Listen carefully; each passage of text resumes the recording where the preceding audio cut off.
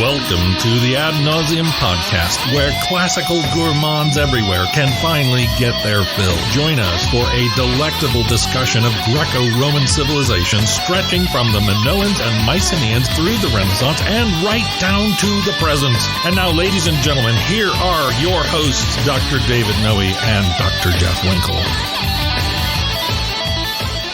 Welcome, listeners, to episode 82 of the Ad Navseam podcast. My name is Dr. Jeff Winkle, and I'm here. We're back in Vomitorium East. Vomitorium East. You got it, buddy. Vomitorium East. And I'm here, as always, with my good friend, Dr. David Noe. How you feeling today, Dave? I'm doing pretty well. I am eager to talk about classics. It soothes the soul. Yeah. I find that too. Yeah, it's sometimes a little bit hectic, when putting an episode together and getting us together. But when it comes down to the discussion, that's right. It all evens out. Schlepping all the bags and equipment from Vomitorium West to Vomitorium East. There's no picnic. We should start an internship program. We should. If you're out there listening and you enjoy carrying things around. If you'd like to work for no pay once a week, stop on by one of the vomitoria, and we'd be happy to take you on as an intern. Yeah, it's the introductory schlep program. That's correct. Right. Right. We can take you from no schlep to all schlep. To full schlep. We'll have you bringing things that have nothing to do with the podcast. Just carry around sacks of stuff. We'll provide you with the bags for carrying things. That's right. That's just how we are here at Ad Navseam. We're not going to leave our interns. We're not going to hang them out to dry. No, you don't have to provide your own bags. We got them right here. We've got multisaculi. That's right. So, Dave, we're doing some more Ovid today. That's right. Yep. So a couple of more Ovid vignettes. That's correct, or vignettes, as we like to say. Yep. Should we talk a little bit about what they are, or should we going to save that until after the introductory materials? Let's give the briefest of teasers. All right. So we're talking about Deucalion and Pyrrha. That's correct. The children of Prometheus and Epimetheus, respectively. And the two main characters in what's sometimes called the Greek flood story. Exactly. The Greek Noah, Deucalion. Pyrrha, there isn't a corresponding name for the wife of Noah in Genesis, but among the Greeks, she's called Pyrrha. Yeah. Yep. And then we're also going to tackle the death and transformation of Parnassus. Yes, the very brief story about the partridge in a pear tree. Right. Now, Dave, I got to ask you, I will reveal to the audience, you chose these episodes, and I'm just kind of curious, into the hundreds of episodes in the Metamorphoses, why did you settle on these two? Well, I've always been interested in Deucalion and Pyrrha for a number of reasons, primarily because of the character of Deucalion and also how the story ends. How the story ends with the repopulation of the earth. It's very fascinating. Yeah. And then for Parnassus, I think it's a good revenge story. And it's very brief. So thought we'd tackle a large, longer extended kind of story with Deucalion and Pyrrha. Yeah. And then something briefer and more pointed. And this will take us into our opening quote from Elaine Phantom, but we have to get to our shout out. Right. We have a long-time listener. Yes. First-time caller. Right. This is Samara Sims all the way from New Zealand. Yes. Right. Tremendous young lady contacted us and gave us one of the nicest emails we've received in a long time. Can I read some of that? Please do. All right. My name is Samara Sims, and I discovered your podcast when you first posted it to YouTube. It showed up on my recommended. I think that's how the young people say my list of recommended. Or that's how they listens? say way down in Kiwi land. I don't know if you can say down under, because that's a different country. That is, right. Don't confuse them too. No? I had a New Zealander roommate once.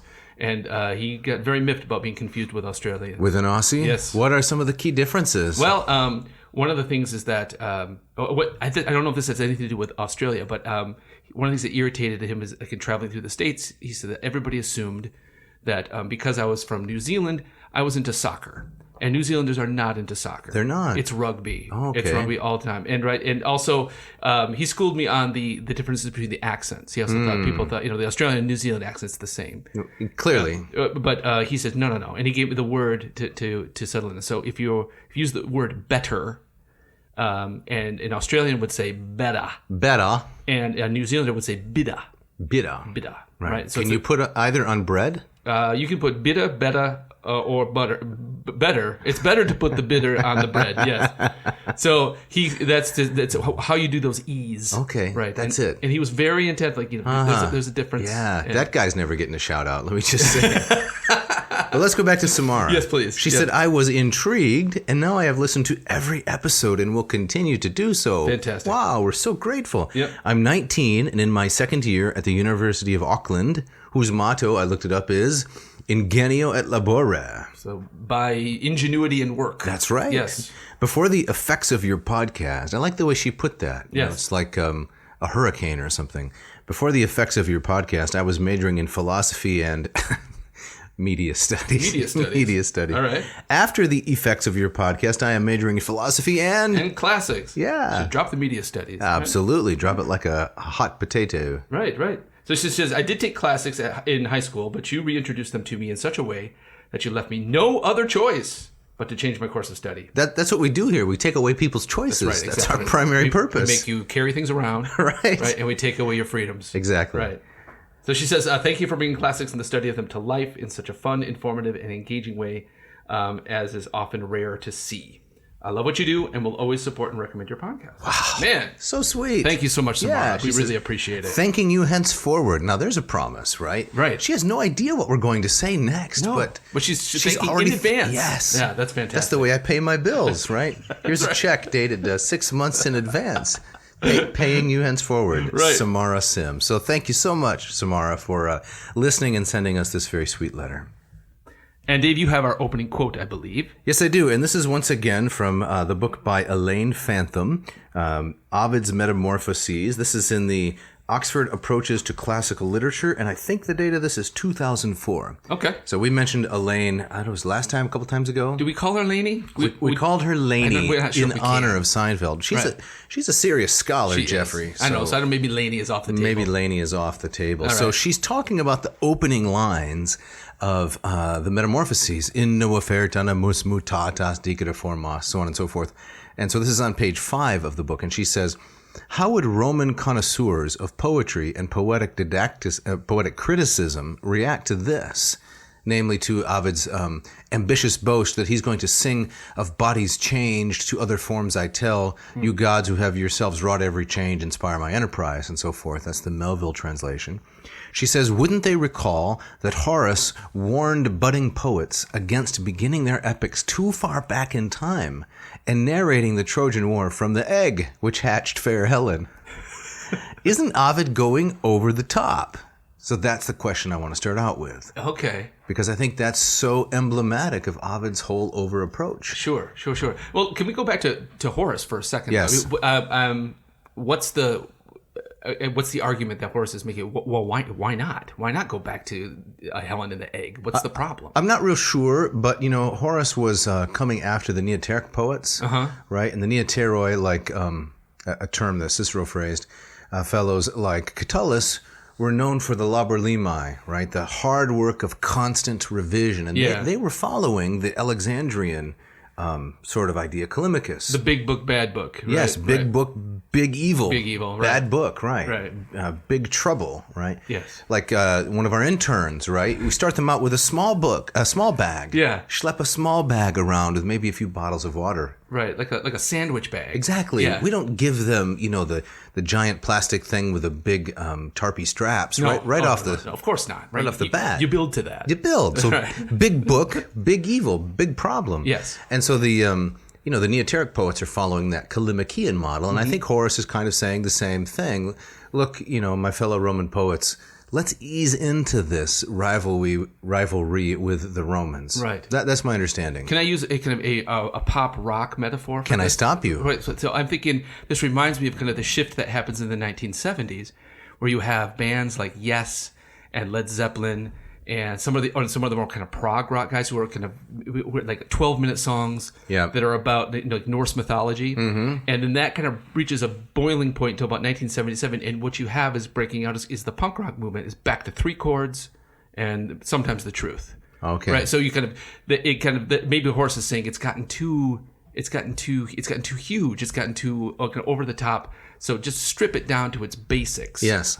So maybe kind of a reaction almost. Yeah, exactly. Right. So we don't even need 4 chords. Let's just keep it to 3. 3. Right. G, C, and D. That's all you need. That's right. Right. Yeah. Okay. So I think that's maybe where it's partly going. But You know that old expression that this is maybe, I guess 15 years ago when people were saying, push the envelope. Yes. Right? And then the really sharp ones would say, there is no envelope. Oh, yes. Did you get tired of that? I get tired of those kind of phrases. I do too. It's all like think outside the box. There is no box. There is no box. Yeah. Very clever. Very clever.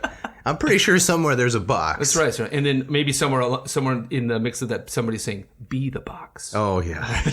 Yeah. So I think, with Ovid, is this over the top? That is not the question you ask Ovid. Everything is over the top. Right. Ovid has no sense of restraint in the way that he delivers his poetic beauty. And that's why he's so charming. Right. I would definitely agree with that. Do you think that maybe in some ways that he's taking his cue, certainly not from Horace, but from Virgil? Well, for Virgil being biting off a huge, Homeric chunk. Sure. They call it the anxiety of influence, right? That once someone has come out and done something amazing, you can't seek to compete with them on their own terms. Yeah. We've talked about this before, right? Once the genre has reached its fevered pitch, who can possibly top that? So if you still have something to say artistically, you have to find some space within that genre to do something a little bit different. Right. So you say that Ovid is in some ways he's he's breaking free of that correct anxiety of influence. He's not hemmed in a way that Virgil was. Right. He's doing his own thing.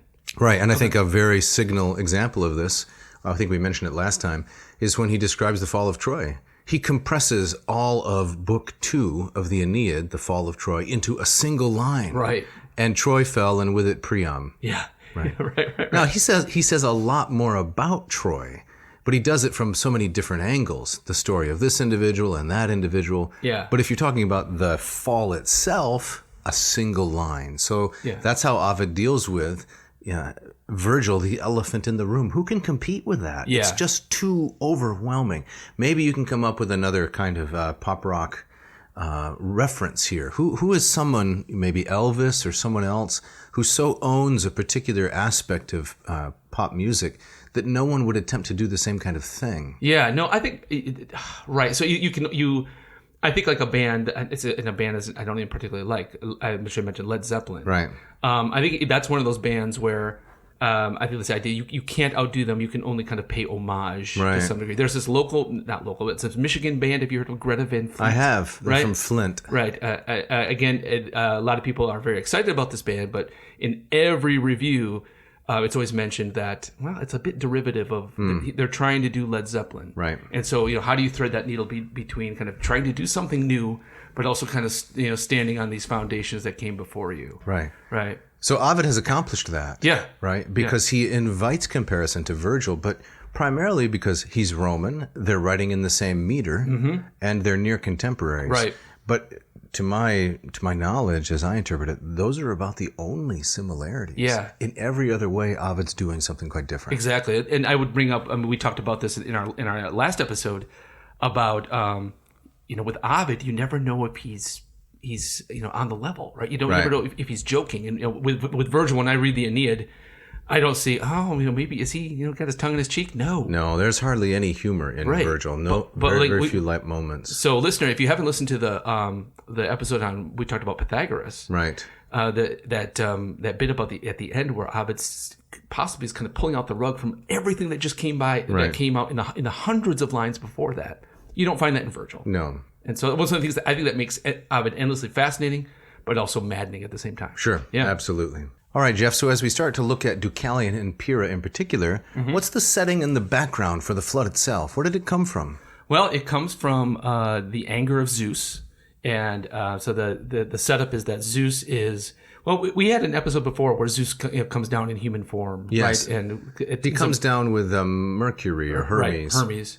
Yeah, to test humanity, right? To see if there's any moral people left. And that one ended with a flood as well. That's right. Yes, that's right. And that was the Bacchus and Philemon episode exactly where we compared it to Acts. Yes. So we have a similar kind of setup here where Zeus comes down to find out if humanity is as wicked as he's heard. Yeah, you hear these rumors, they get passed around. Right. And so he comes down and he's hosted by one Lycaon. Yes, whose name is very similar to the Greek word for wolf. Right. What do you make of that? Well, that's how he got the name. That's how he became what he's going to become. A lycanthrope. That's right. Teen Wolf. Remember, you were gonna play in the star in the third film. Teen Wolf 3. Yeah, after Michael J. Fox and Jason Bateman, Jeffrey T. Winkle is Teen Wolf 3. Right. So after Jason Bateman basically scuttles the whole enterprise, right. I was gonna bring it. You were gonna bring it back from the ashes. You kind of look like a Teen Wolf kind of guy. Right. Yeah. At age 51. Yeah, you can do it. I could still pull it off. Right? Absolutely. All right. So Teen Wolf hosts Zeus. Yes. And then makes the huge mistake of in the night attempting to kill him. Yes, well, he wants to kill him and then feed him to his house, right? Right. It's again a test of divine omniscience. If they really know everything, they should be able to interrupt my wicked plan. Right. I wonder, why don't they try something more simple? Right. So could he tell if I switched Diet Coke with Crystal Pepsi? Exactly. Right. What's the secret ingredient in these muffins? Is it allspice or is it cinnamon? Right. There's a test. Exactly. Who even knows what allspice is? By the way, just as an aside, Ovid would enjoy this. The worst named spice of all time. Like allspice? Exactly. That's so lazy. Right. That's right. I noticed some cumin here. Yeah. Right, so maybe a little bit of thyme, but fennel. Oh, forget it. It's allspice. It's all of them. I splashed some of that on this morning as I left the bathroom to, bring some good aroma. Right. Oh, sorry. That's That's Old Spice. That's Old Spice. Yes, exactly right. Maybe a sponsorship. Yeah, there we go. All right. But to get back to the story here, why do they always have to kind of amp it up to 11 every time? Yes, with the the cutting and the cannibalism. I don't know. You'd think there would be simpler ways to figure it out, like a game of Uno, maybe. Right. Wordle. Yeah, Wordle. There you go. Have you done any Wordling? I'm over it. Yeah. I'm past of it. I'm outside that box. I am almost past of it too. I've pushed that envelope as far as I want to. But I suppose if you're going to tell a story that's going to illustrate the full depravity of man, it's eating one another. Right. And so that's your guy in the story is going to do that. Yeah. So what happens then? So Zeus says, "Hey, I'm going to just destroy this whole house and wipe out all these human beings." Right, which seems a little bit overreactive too. Well, it's an example of one. Has anyone tried to kill you in the night and eat you? Not that I'm aware of. Okay, right. So you might have a pretty strong reaction. Right, exactly. It's certainly right. possible. So our friend Lycaon is transformed into a wolf. Yes. That's an episode on its own. Right. And Zeus brings the water on the world to swamp it. Yes. And then very much like the Noah account, one couple or one person is singled out to survive this particular thing. Yeah, let me read a little bit of Genesis 6 here. Okay. The Lord saw, this is Genesis 6 from the ESV, English Standard Version, the Lord saw that the wickedness of man was great in the earth, and that every intention of the thoughts of his heart was only evil continually. That's a very emphatic statement. Yes. It's universal in every respect. The Lord regretted that he had made man on the earth, and it grieved him to his heart. So the Lord said, I will blot out man whom I have created from the face of the land, men and animals and creeping things and birds of the heavens, for I am sorry that I have made them. But Noah found favor in the eyes of the Lord. Right. So Deucalion is our Noah figure here. Yes. Right? I think a striking difference here that so in the Genesis account, God does not come down to test. It reminds me, we see a similar kind of thing, I think, in the Deucalion story with like the Sodom and Gomorrah, where the angels or the divine figures show up at Lot's door, right? Mm-hmm. So we do. I think we'd see an overlap there, but in the Genesis account, God knows the hearts of That's a good point. And another singular difference is that in the Greek account, it doesn't really say that Deucalion was spared because he was moral. Right. It's completely off the table. Yeah. Is there any kind of consideration at all? It's like why Deucalion? No, I don't think so. Now, later in the story, as we're going to read some of the Latin and then some of the English from Ambrose and Lombardo, yep. Deucalion and Pyrrha are presented as righteous insofar as how they behave after the flood. Right. They do worship Apollo and they go through the rituals and so forth. But I don't think it's mentioned that that's the reason for their rescue from the drink. Yeah. So can I read a little bit of the Latin there Please. as this part of the story gets started, and then you can... I'll offer a translation. All right. Yep. So this is Book 1 of the Metamorphoses, line 313. Se parat a unios oitais focis abarvis, Terra feraxtum terra fuit sed tempor in illo, pars maris et latus subitardrum campus aquardrum, monzibi verticabus petit arduus astra duobus, nomine Parnassa superantque cacumina nubes, hic ubi Deucalion, nam caetera texerat aequor, cum consortatori parva rata vectus ad haesit, cor ricidasnim facet numina montis adordrant, and the last line here, fa tidicam quetemim quae temin quae tunc or dracla tenebat. All right. So that's the first mention we have there of Deucalion. I tried to slow down so people could hear it. Yes, excellent. And I'm going to read from Stanley Lombardo's translation, which goes like this. Phocus is a land that separates Boeotia from Oetia, a fertile land while it was still land. But now it was part of the sea, a great plain of floodwater. There is a steep mountain there, with twin peaks stretching up through the clouds to the high stars. Its name is Parnassus. When Deucalion and his wife landed here in their little skiff, water covered everything else. They first paid a visit to the Corician nymphs, the mountain gods, and Themis, who was the oracle then. So, like the Noah account and other Mesopotamian accounts, which we must cover in another episode, the boat here, not an ark, but a little skiff, comes to rest at a mountain, and not just any mountain, but probably second in place to Mount Olympus. Yes. Parnassus, the home of the Oracle of Delphi. That's right. And in Greek accounts, the center of the world. Right. Yeah. Are you ready to eat some crow? I am, please. So me too. And we dealt with this in a previous episode. I don't remember which one. We talked about the origin of the phrase, eat crow. Yeah. It was an Indian man and an Englishman who were trapped in some pit they had fallen into, based on a historical account. And apparently the Indian man was willing to save his own life, by eating crow, and the Englishman was not interested in doing so. So you ready to eat some crow? Yeah, let's eat it Right. up. Yeah. We just spent a little bit of time saying, to our knowledge, here's our self-mocking voice, Deucalion was not any more holy than the others. Yes. So listener, look, this is where you learn that it pays to read ahead.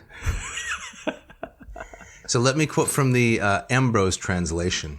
Picking up right where you stopped. No person was better than he, that's Deucalion, nor more a lover of the just was any man, nor any woman more reverent than she towards the gods. How does that crow taste for us? Oh man, that's bitter.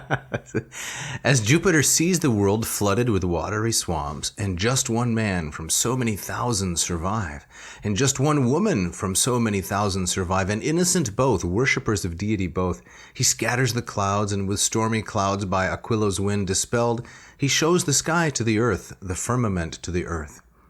So there we have it. So yes. he is rescued. He is rescued, and Pyrrha is also rescued because of their high moral quality. That's right. Specifically, They reverence the gods and they worship the gods. So let this be a lesson to you, listener. Next time, read ahead. Yes, exactly. Okay. Are we done with the crow? I guess so. Can we move on? Yeah, some humble pie. So I a couple notes here. So I like this idea that the world is starting over at Parnassus, and which makes sense. You started over kind of at the center of things. Mm-hmm. So there's that famous account where Zeus wants to know where the center of the world is, so he sends two eagles flying towards each other, one from the far east end of things, and one from the far west, and they come to meet over Parnassus. So we have that, but then also this idea of, I think that's something that ties all the flood stories together is that, when I taught this in myth class, I've had students ask, well, why a flood? Why not a volcano or a meteor or something like that? And I think part of what's going on here is that this notion of water as being kind of primeval. It's the beginning of things, right? So even at the beginning of Genesis, we hear that the Spirit is hovering over the water. The water is there. Yes, and the Spirit separates the waters from the dry land. From the dry land, right? But there's something about water as being primal. Correct. Right? And also extraordinarily dangerous and destructive, right? Exactly. Throughout the Old Testament and even in parts of the New, water is the enemy. The Lord in the Psalms, he holds the floodwaters back so they don't sweep over our heads. Yes. It's a common ancient Near Eastern motif. Absolutely. A Jungian might say that the water represents... You're going to bring him in? Just briefly, please. All right. I'm a big Carl fan. A Jungian might say that the water represents the amniotic fluid that we're all born in. Is that what he really says? Well, I think that's a Jungian. And we're trying to escape from that. It's dangerous. Well, or at least we recognize it inherently as something to do with our beginnings. We all begin in water, so to speak. Right. So interesting. Yeah, take it or leave it. I find it interesting. I'll mostly leave it. Okay. Yeah. So when I crack an egg, and as I often do to make an omelet. Yes. Right, isn't that what Lenin said? Yeah, V.I. Lenin. To make an omelet, you have to crack a lot of eggs. You got to crack a lot of eggs, yes. Right? It's a violent thing to say, but when I make myself an omelet in the morning and that that amniotic stuff comes out of there into the pan, I don't really have any Jungian feelings there. Well, that's just because you've suppressed them. You need a trained analyst to kind of draw them out, right? So, well, the yoke's on him. Let me tell you. All right, let's move forward. Yes, let's do that. So what's next in the story here? Well, next we're going to have some nice conversation between Deucalion and Pyrrha. Now, what is their genealogy? Well, if I'm not mistaken, they are first cousins. Yes. Because Deucalion is the son of Prometheus, one of the Titans, whose name means forethought, and Pyrrha is the daughter of Prometheus's brother, Epimetheus, whose name means afterthought. Afterthought. Right. How'd you like that for a name? Oh man, and he does not survive well in the mythology. He's the one who takes Pandora because basically his response is like, "Oh, okay, sounds good." Yeah. Where do I bring this? Right. So you go to Epimetheus's house, right, and he's serving you a meal, and this Coca-Cola is flat. Who's responsible for this? Epimetheus once again. Yeah. There's too much salt in these eggs. It's Epimetheus. Afterthought, right. Because he's very, very wise, but he's always too late in being wise. He's too late. And his brother is he's the forethinker. Correct. Who's annoying in his own way. You think so? I think so. He stole fire and brought it down from heaven for us. I just think it's very admirable about him. But, I mean, the Greeks often depict Prometheus as a benefactor to humanity, but also the idea of knowing the future is a curse. It's dangerous. Right. So Prometheus is one of the gifts that he gave to humanity is not just the fire, but that I gave them blind hopes. Right. I took away the ability to know the future because if you knew it, you'd go fetal. Yes. Well, before Prometheus, we knew the day of our death, and that was part of the punishment as well. Right. But Epimetheus is the kind of guy that he gets in a car accident and then says, "Oh, I'm going to buy insurance tomorrow." Right. Right. Too late, man. So that is Pyrrha's father. Yes. Right. And so they are first cousins. Yeah. And that explains the little part of the Latin I'm going to read here, and then we're going to get some of the translation. When the world returned to its proper form, and yet there were no inhabitants, right? So this begins at line 348 of Book 1. Reditus orbis erat quem postquem vidit inanem, et de sola tas agaralta silentia terras. There, I got it. Deucalion lacrimis ita Pyrrhad fatur ab ortis, o soror, o conjunx, o femina sola superstes, quam commune mehi geneset patruelis origo, dendeterus jungsit nunc ipsa pericola jungunt, terrarum quascumque vident ac casus et ortus, nos duo turba sumus possedit caetera pontus. Very nice. Nicely Thanks. done. Well, I had to recover, You did, but you made it up with those trills. You like that? I like the trills. Yeah, can't do it. It's the trill of the hunt, I like to say. A trill of the Hun. All right. Back to Lombardo. Lombardo translates this. He says, the world was restored, but when Deucalion saw it was an empty world, steeped in desolate silence. Ooh. Tears welled up in his eyes as he said to Pyrrha. That's an interesting, this deep emotional reaction. It's really nice, isn't it? Now I might be eating more crow here because I didn't read ahead, but I don't think Noah has that kind of reaction. Right, when he finally comes out of the ark. Of the desolation of the world? Right, he doesn't weep, right? Let's see. I mean, God tells him to sacrifice. No, he doesn't, but I think I'd like to explain that, if I can. I'll do my best here. I think it's Robert Alter, who is one of the not a Hebrew scholar per se, but a scholar of Hebrew literature, who writes about the prose and poetry of the Old Testament very, very well. And one of the comments he makes is that everything in the Old Testament narratives is suggestive, meaning that the author never tells you explicitly what so-and-so is feeling. Or if he does, it's extraordinarily rare. Instead, the author paints the picture of everything that's going on in the setting, and then in order that you can put yourself into it, he leaves that part out. What did Noah feel at that moment?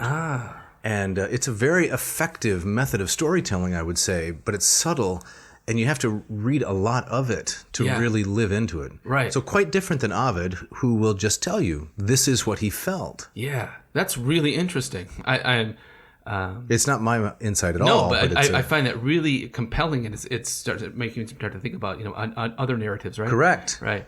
But it's also to compare that to kind of a Roman or a kind of a Greek narrative. Where you have guys like Odysseus bursting into tears, Correct. At the drop of a hat. It's a radically different kind of cultural landscape. Right? Well, I would say it more in terms of the way that the story is told. It's told. So right. I'm quite sure Noah felt great sorrow and remorse and anguish and all kinds of emotions. It's not explicitly said. Gotcha. Yeah. But it's all left there for us to infer from the setting. Gotcha. All right, I'll pick up with Lombardo at that same point. So tears welled up in his eyes as Deucalion, as he said to Pyrrha, "My wife and sister, the last woman alive of our common race, our family, our marriage bed, and now our perils themselves have united us. In all the lands from sunrise to sunset, we too are the whole population.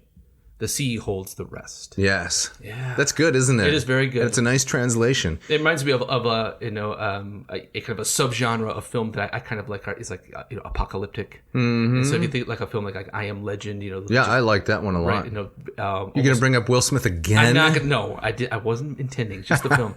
But this idea that you're one or just a few people left. Yes. Right. Interesting that's his dog, right? His dog is it's a German Shepherd. I can't remember the animal's name, but yeah. It's a pretty good film because it shows a lot of flashback of what happened and brought him there. Another one, of course, is the very famous Castaway, which is not apocalyptic, but sometimes when the world's not falling apart, you have to make your own apocalypse. Right. And you do that by taking the character out of his normal setting. Exactly. Putting him in a different setting. Right. And it often is a destruction of civilization means kind of a return to nature, usually in all of its savagery. Correct. Right? And so you have to find a way to kind of work with nature and fight against kind of its redness in tooth and claw to be victorious. And Castaway is a great example of that. Right. Yeah. Well, and perhaps the origin of this is Odysseus trapped on the island of Ogygia with Calypso. Yes. But then Robinson Crusoe, the Daniel Defoe novel, is a singular example from the last, 300 years? Something like that, 400 years? Yeah. Or Swiss Family Robinson. Were you subjected to that as a child? Well, you know, I like that kind of stuff. I like the treehouse. I like the, the innovation, the sense of excitement, the engineering and so forth, isolation. Right. As a kid, it's fun to play that kind of thing. Exactly. Did you ever read or see the film Mosquito Coast? No, but I know that's Kathleen Turner and Harrison Ford. Yes. Maybe not Kathleen I think Turner. it's definitely Harrison Ford trying to kind of carve out a civilization in the Ecuador or someplace like that. Yeah, in South America, in the jungles and that. But it all falls apart. It goes Lord of the Flies. It does very much so. Yeah. But yeah, I think these are all, in some ways, in some ways, kind of a spin on a flood story. I mean, what is a flood story if not kind of an apocalypse? Yeah, it's desolation and then isolation. Yes. First the desolation, then the isolation. I love this line, especially of Ovid. I would say on the whole, Virgil has more quotable one-liners. One line that you can pull out because it's just so memorable. The famous Parcera Subjectis. But here we have nos duo turba sumus possedit caetera pontus. We too, nos duo, we're the crowd. That's it. Exactly. We're the only ones left. We're the whole thing, right? So no more queuing up at Disneyland, no more queuing up at the theater. Everywhere you go, you're it. You're it. Yeah. Yeah. The sea, the pontus, grips everything else. Right. So they are a couple of Robinson Crusoes. Crusoes, right? I mean, I picture them here as kind of in Parnassus is kind of an island here, and they look around and there's nothing. There's nothing. Yes. Right. Yeah. So what are they going to do? What's going to come next? How is the world going to be repopulated, and how is civilization going to be restored? We're going to have to get to that after the break.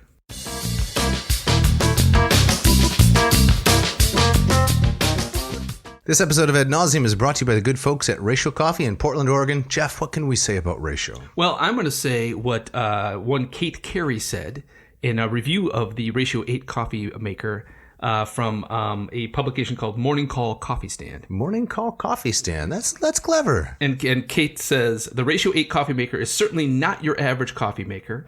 Unlike other coffee makers, this particular product delivers the ultimate luxurious experience. Ooh, I like it already. Firstly, it has an impressive design, which is no news to us. We've talked a lot about the beautiful nature of these machines. Secondly, it makes really delicious coffee. Therefore, coffee lovers regard the highly priced coffee maker as a must-have. Can we pause for a minute? Yeah. I don't think we really want to say highly priced.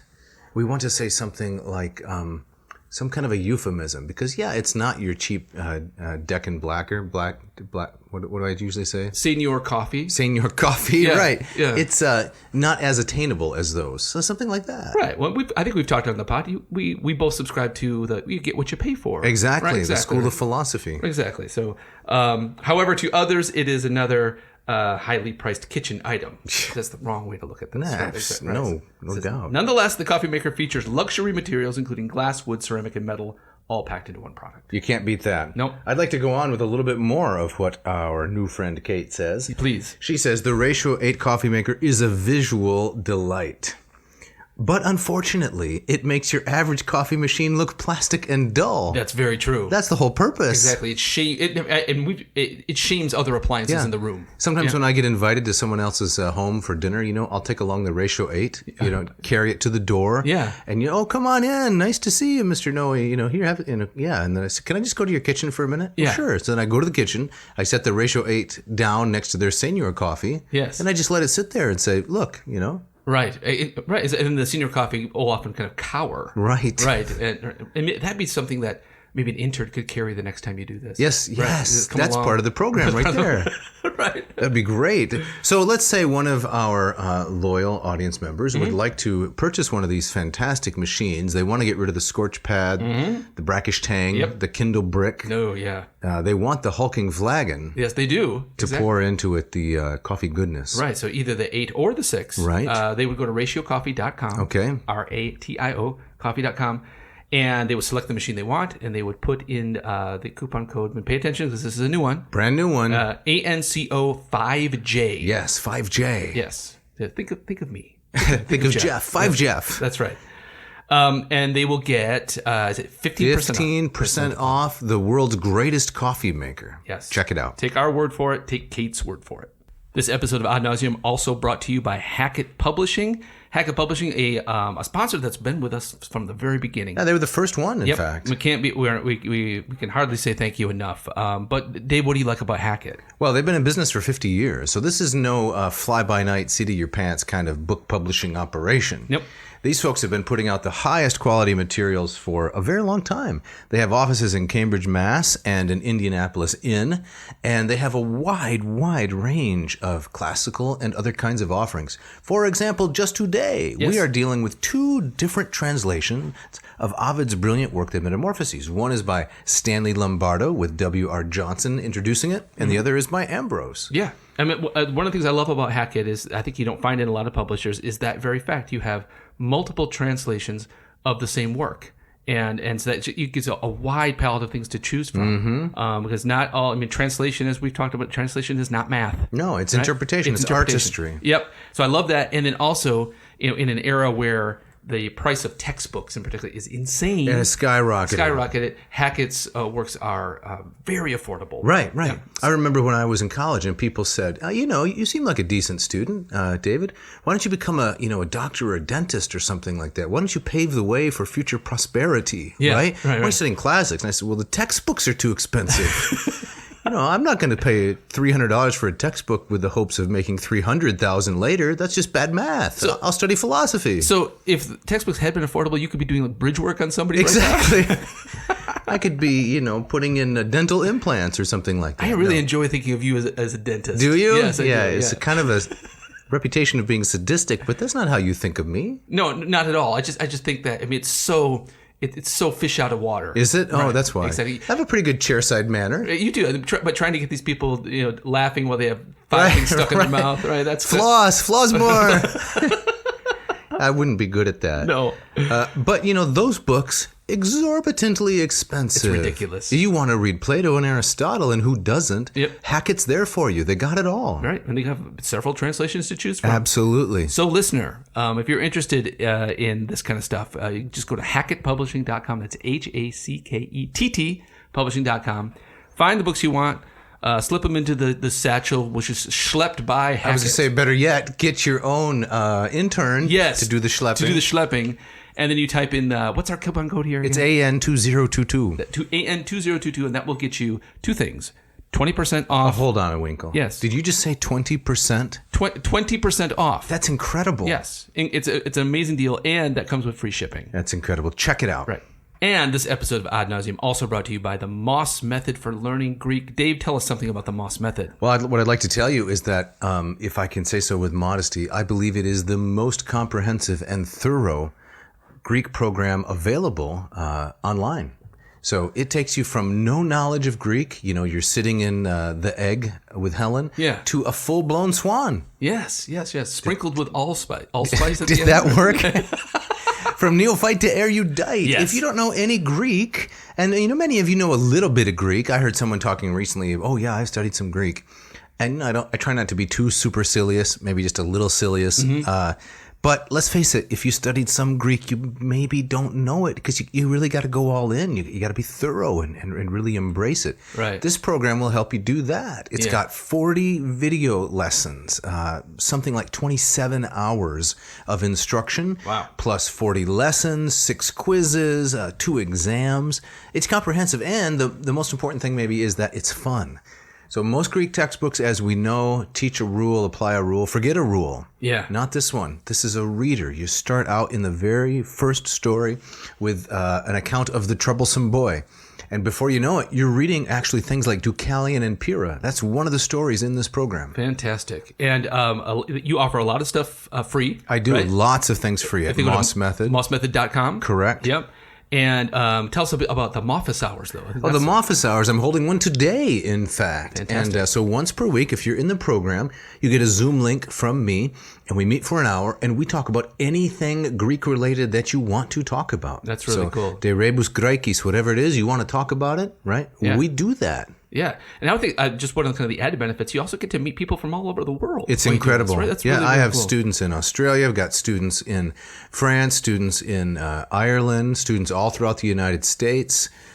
Studying Greek together, periton Hellenikon. Let's talk about the Greek stuff. So fantastic. So someone interested, what should they do? Well, we just had to raise the price a little bit because of inflation. It's no longer $299 per module. It's the first price raise in 4 years. It's now $325. Okay. So it's a $26 increase. Ooh.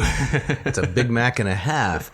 But we're not going to raise the price until June 1. Okay. So you've got almost 5 weeks to score yourself a good deal before the price has to go up just a tiny little bit. So go to mossmethod.com and check out what we have to offer.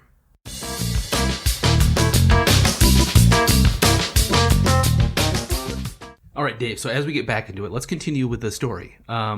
And let's do this by you reading some more Latin. Okay, I'd love to. So this is book 1 again, line, 367? Dix erat et flebant placavit caelesta precardri, numen et auxilium per sacras quaere resortes, nullum arrest adeunt pariter cafesidas undas, ut non dum liquidas sic iam vada nota secantes. Excellent. So just before this, Deucalion has been lamenting that he didn't have divine power to start things over himself. So they decide that they are going to beseech the gods. So he doesn't have the Midas touch. He does not have the Midas touch. He can't just wave a Technicolor wand and everything is transformed back to life. Right, exactly. So he wishes that he could mold people from clay like the gods do and breathe life into them, but he can't. Did you ever do that as a kid? What? Breathe life into No.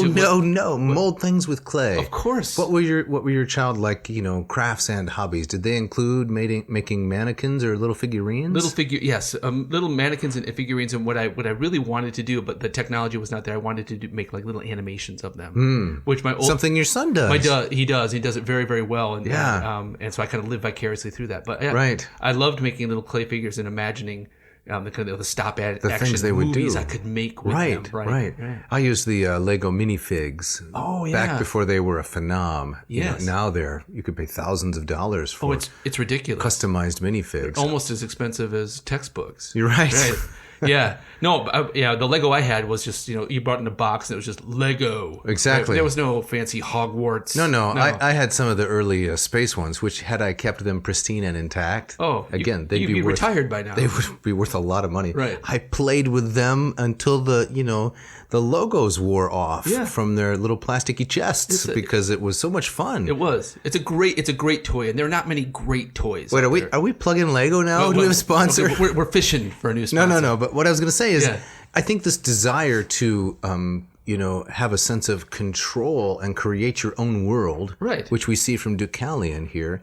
This is kind of a universal childhood imaginative experience, isn't it? Absolutely, and I think it's that's the idea that humans are like the gods, right? They're that Greek point of view is that they're maybe just a little bit below the gods, and then it comes out in this desire to create, but without that kind of that flash of power that you need to do that. Deucalion doesn't have it. So what happens instead? All right, so let me give the translation from Lombardo once again of the lines Dave just read.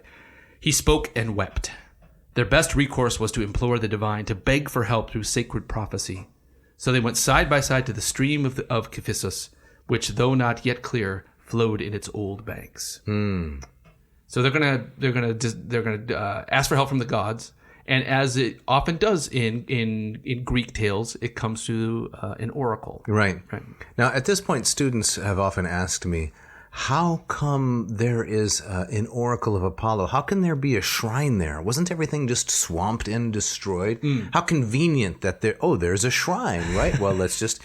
And again, I think that's really to be kind of wooden in one's reading of literature. Yeah. It's to ask a question that the poet's not interested in at all. Exactly right. If you need a shrine there, there's a shrine there, right? Exactly. It's like the question I often get is, why didn't Achilles just wear heavier boots? Yes. Right? If he knew that his heel was going to be pierced, just wear heavier. It's really not a good question. It's not a good question. Or the way I try to phrase it a little bit more gently is I think it's a question that the poet doesn't want you to ask, or it's beside the point. Yeah, you and your gentle phrasing. Yeah.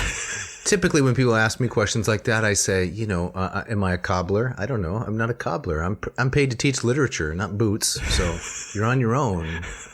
I'm trying to make the point here. Yeah. It's not relevant to the author. Exactly right. It shouldn't be relevant to us. Okay, gotcha. All right, okay, yeah. So you just bring the hammer down a little bit more heavily than I do. You know me. Right, yeah. So they pray. And they ask for help. They ask for a message, and they call upon Themis, the oracular deity. Right. They ask them, how can our race be restored? Bring aid, this is Lombardo, O most mild one, to a world overwhelmed. And the goddess gives this response. You want to read those couple of lines there? Yes, can I? This is from Ambrose, just to shake it up a little bit. Yeah. The goddess is moved and gave her prophetic response. From the temple, go and cover your head and loosen the binding of your clothes and toss behind your backs your great mother's bones. So cover your head and loosen the binding of your clothes. It sounds like when I, come in from a cold, wintry day here in Smarchville. That's what you do, right? Yeah. But this part, toss behind your backs your great mother's bones. This is a stumper. It's a stumper. And as often in particularly literary versions of oracles, it comes with a little riddle to be solved. Correct. Right? Why do you think that is? I think there's... from a Greek point of view, that... especially from a Greek point of view, that the value of the metis, the cleverness, yes, right? It's something that, as a human being, that makes you a cut above other humans is your ability to be clever, like an Odysseus, and you have to demonstrate it, right? Like Minerva, and you have to show it, right? You ever bought anything from IKEA? Yes, I have. You and Mrs. Winkle? Yes, we have. And how does it go when you schlep it home, or have your intern schlep it home? To Shea Winkle. Right. And what's the first thing? Well, then you open up the instructions where there are no words. Correct. And just little twisty motions of arrows. You open up the instructions, right? So before you can enjoy sitting in your settee, right, or putting your feet on your ottoman, you have to solve the riddle of the instructions. Right, it's the same kind of thing here with the oracle. Yeah. How are we going to repopulate the earth? Well, here's your, instructions in 5 languages, none of which make any sense, especially the English. For your easy chair named Carl. Correct. Right, exactly. What? All the IKEA stuff has names. I didn't know that. Carl and Sven. Really? Yeah, exactly. The items are named? They're named. They all have kind of these Norse names. That's bizarre. It's very strange. I didn't know that. Oh, yeah. So IKEA is trying to repopulate the furniture world. Exactly right. right. But the idea is, again, the riddle, the instructions. Yes. Right? Yep. So what do you usually do? I typically throw the instructions away. You do? And then Mrs. Noe later digs them out of the trash so we can complete the project. If I throw them away, it is in a fit of rage. Yes. Right? Because I can't figure out, which way I'm supposed to, turn this little Allen wrench. Yes. Which is made for just this one. Right. This one piece. A tab into C slot. Right. What in the world is going on? Right. So Deucalion and Pyrrha, they have a similar problem to solve. The oracle says to throw behind their backs, toss behind your backs, your great mother's bones. Yes. What does this mean? Before we get to that, the detail of cover your heads it strikes me as a very Roman detail. Of course. Right? Yeah. And so you see that a lot in like frieze sculptures which showing a sacrifice. You have both men and women covering their heads. Yes, right? the famous one of Augustus, right? From the Arapakis. That's yes. right. So it's the capita velata, right? Yes. With covered heads, or capitibus velatis, with covered heads. Which, as far as I know, in the Greek tradition, that's no. I don't see it in art. No, it's a sign of reverence. Mm-hmm. You don't want the gods to see the top of your head. You're showing them that you are submissive. You're bowing, as it were. Exactly right. So they do that. But they do that. But the riddle part is, what does the oracle mean by the mother, the bones of your great mother? Right. And are they carrying around bones of their mother? It's a little macabre. It is a little macabre. Sorry, macabre. It's very macabre. There's a deep cut all the way back to episode 1. Oh my gosh, really? Yeah, I think so. Man, your memory is impressive. Oh, thank you. Right. And so not only that, you're carrying on these bones, and then what? We have to toss them about? That seems so irreverent. It sounds very strange. So what does Lombardo say next about their response to this? Well, he says they stood there dumbfounded. They have no idea what to do. So it was Pyrrha who finally broke the silence, refusing to obey the commands of the goddess. Uh-oh. Irreverence. She shouldn't do this. It's not good. She prays for pardon with trembling lips, but trembles all over at the thought of offending her mother's shades by tossing her bones. So I think her instinct is reflective of her moral character. You're right. It sounds to her like this is something you would never do. Yes, but remember, she's the daughter of Epimetheus, so she's not the brightest. She's not the brightest bulb in the box. So you think that the apple has not fallen that far from this particular tree? No, it hasn't. Okay. Right? But you think about what's irreverent, going to the cemetery and, playing catch with the bones of your ancestors. Yeah. That's really bad. It's really creepy. So she doesn't want to do it. Right. It reminds me, this probably says more about me, but... no doubt. Right. The scene or the messenger speech from the Bacchae where he reports when... Pentheus is dismembered. They're playing catch with their body parts. Yeah, with the head. With the head. His mother and his sister are tossing them around. Toss them around. That's a good point. Yeah. That is a very deeply disturbing It's a horrible image. And maybe that's what Pyrrha is thinking about. Maybe here, so. That kind of thing. So Lombardo again says, stalling for time, the pair revisit the oracle's words, turning them over and over in their minds, searching out their dark secrets. At last, Prometheus' son comforts the daughter of Epimetheus. You see? Yes. A mention of genealogy is supposed to be suggestive of character and intelligence. Right. So it's suggestive. Yeah. That's the idea. Maybe it's some game playing too, is that if you don't recognize who those two figures are, then you miss the deeper point. Right. So he says, Prometheus' son comforts the daughter of Epimetheus with these soothing words. So this is Deucalion speaking to Pyrrha. Either I'm mistaken, or since oracles are holy and never counsel evil, our great mother is earth, and stones in her soil are the bones we are told to throw behind her. So there you got it. He figured it out. Asa reor diki yakaros post turga eubemor. And that's what we got to do. I like this phrase. Can you find it in the land, the stalling for time? Let me see here. Okay, it comes right after Pyrrha, at the thought of offending her mother's shades by tossing her bones. Lombardo translates the next sentence as stalling for time. The pair revisit the oracle's words.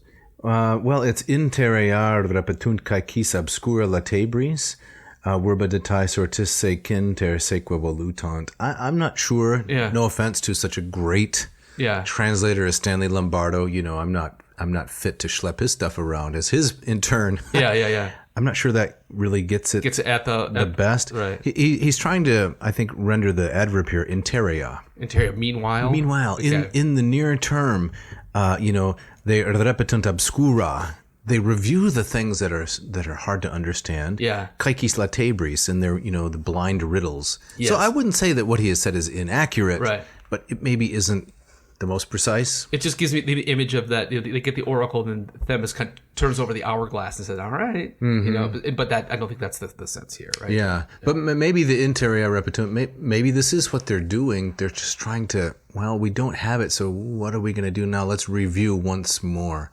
This is a common element in game playing, right? If you're a puzzle solver, if you're a Sudoku, yes. Or maybe the full version of the game, not Sudoku, but Susandoku. You can't figure out the square, so let's review the whole thing, and maybe it'll stand out. Gotcha. Yeah. I like that. Yeah. Okay. That works. So this proves to be the answer to the riddle. That's the solution. Right. So they do, just as the oracle says, they veil their heads, they untie their robes, and they start throwing stones over their shoulders behind them. Yes. Robes loosened. So the picture is they're there, with, I don't know, you can purchase now footies. What am I looking for? Onesies, adult onesies. Have you seen these adult onesies? It's off-putting. The full body thing with the hood and everything, and you have footsies there and so forth. It's infantilizing. So their heads covered up. Yes. But then they unzip halfway down or so, this is getting worse. Picking up rocks and chucking them over their shoulders. It's a very strange scene. Comic? Right? Yeah. Is this supposed to be comic? I can't say. We'd have to ask Robert Mack. They're loosening their robes so they can have a looser part of the rope to kind of pull over their heads. I don't know. It's very strange. You can't imagine, Romans in togas playing rugby or lacrosse or baseball. It's too restrictive. Very restrictive, right? So whatever we're supposed to imagine there, Ovid is the joke ever really far from his pen. They start throwing these rocks behind them, and they, as Lombardo translates, they start to lose their hardness, slowly softening and assuming shapes. And when they had grown and taken on a milder nature, a certain resemblance to human form began to be discernible. Not well defined, but like roughed out statues. The parts that were damp with earthy moisture became bodily flesh. The rigid parts became bones, and the veins remained without being renamed. So the veins of the earth become the veins in the body. Isn't that incredible? That's very nice. All right, so Dave, what's the moral takeaway here? Right, well, Ovid sums this up in 2 lines, ending the Deucalion and Pyrrha story, and that's lines 4:14 and 4:15, and the Latin sounds like this: Indigenus durum sumus experiensque laborum, et documenta demus quasimus origine nati. And let's compare the Lombardo and the Ambrose here. Okay. And why don't you start with the Lombardo? So Lombardo translates those lines. And so we are a tough breed, used to hard labor, and we are living proof of our origin. I like that. Yeah. How about Ambrose? Ambrose. From this we are a race both hard and acquainted with toil, and give instructive proof of what origin we were born. Okay, so we are hard, and we are a hard and hardy race. Yes, it's like the Bob Seger commercial, right, for the GMC or the like a rock. Exactly. Right. Yeah. Some pickup truck. That's how we're made. Yes. Right? Or this fellow Mike Rowe, the Dirty Jobs guy. Yeah. He's built his whole career on this. Right. People are naturally supposed to be hardworking, and they're supposed to have, sweat on their collar and grime in their eyeballs. They're supposed to be like this. Yes. So, and I think it's also it invites us to compare to in this passage Deucalion's wish that he could make humans out of clay, and it's almost like God said, no, not clay, rock. Interesting. Right. And then in the lines that follow, we hear that after this happens, then the rest of the world kind of springs up kind of sui generis on its own. Nice. Around them. And so it again separates that human beings are, yes, we're from the earth, but we're also distinct from the rest of creation, which I think broadly overlaps with a kind of a Genesis account that human beings are the pinnacle. Definitely. Of creation, right? And this is yet another theodicy, though, right? This is one more theodicy in Ovid, of which there are many.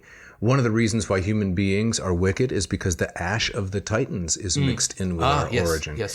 Here's another reason why we're wicked and hard and we toil and life is miserable, because we're born from from stones, right? The veins of the earth with all their metallic brilliance, those are the veins of our bodies. Gotcha. Ovid's never satisfied with just one account. Here's a kaleidoscopic overview of the origins of these phenomena.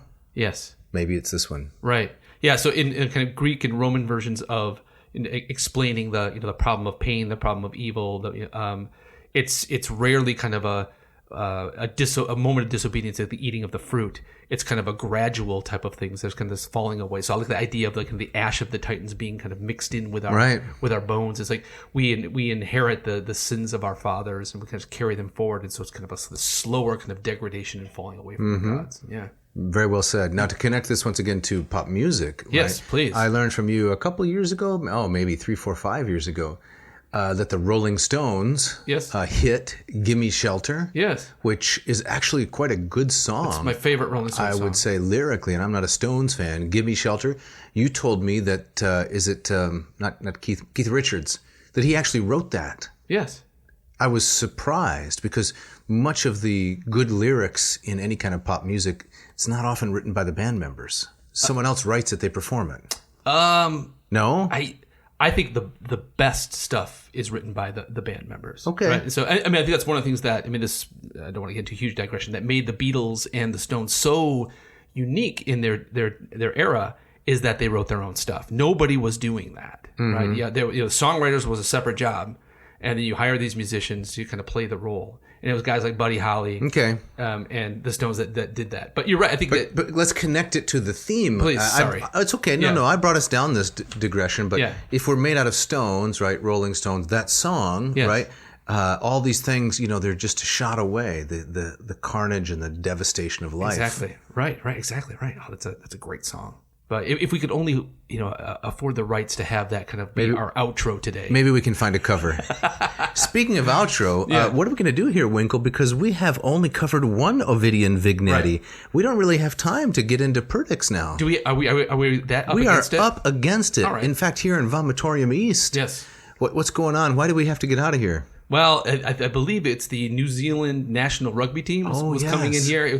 Because the inclement weather, they had to come inside. Okay. And they're going to... So is it the Rug A team or the Rug B team? Oh, it's the B team. Okay. It's the B team. Just checking. Right. But they're loud. They kind of slap their chest and do what's called, they do the haka. Really? And so it gets really loud and it's not conducive to doing a podcast. We wouldn't be able to record over all of that hoopla of the haka. Exactly right. And I can hear them kind of tapping at the glass right now. Yeah. And rugby, that ball that they play, it's roughly shaped like an American football, but it's more melonish. It's more melonish. It looks more like a cantaloupe. Okay. Right. I've never fully understood the game myself. But what about that part where they put their heads together and they move around in a kind of the scrum? That's called a scrum. Yeah, exactly. I'm not exactly sure what they're doing there, but I assume it's essential to the game. But we have to get out of here because they're going to flood in, right? They're going to flood in, and we're going to be in a bad way. So let's do some thanks here. Yes. Thanks to Mishka, our wonderful editor, puts this all together. Thanks to Scott and to Ken for the great music you hear on either end and throughout the podcast. Keep those messages coming in. We love this. So we got that great note from Samara. Yes. We'd love to hear more. We'd love to hear from you all. We'd love to give you a shout out. So don't hesitate. Drop us a note. Drop a note to me, Jeff at adnauseam.com. Don't forget the V. Or send one to me at Dave at adnauseam.com. There's actually 2 V's. There's one in Dave, but then there's another V in Ad Navseam. You got to get both those V's. You got to get those right in there. That's right. And we got some surprising things coming up too, don't we? We're gonna introduce a brand new project. Yes, actually. We are. Yeah. And should we tease it now, or should we just leave people in suspense? Let's leave people in suspense. Let's leave them in suspense. That's right. So, but yeah, new and I think fun things coming down the line. Absolutely. Yep. And Jeff, I think you have the gustatory parting shot today. If I'm not mistaken, it's going to take us out of here. Yes, I do. This quote comes from one Desiree Williams, illusionary. I believe does that describe what's at her job? That's the name of the book. Oh, okay. She's not an illusionary? No, come on, Winkle. This comes from her book, Illusionary, and she writes, "That's what you would do with untold power? Eat cake?" There you go. Right. And my answer to that would be absolutely. Absolutely. Thanks for listening. Thanks.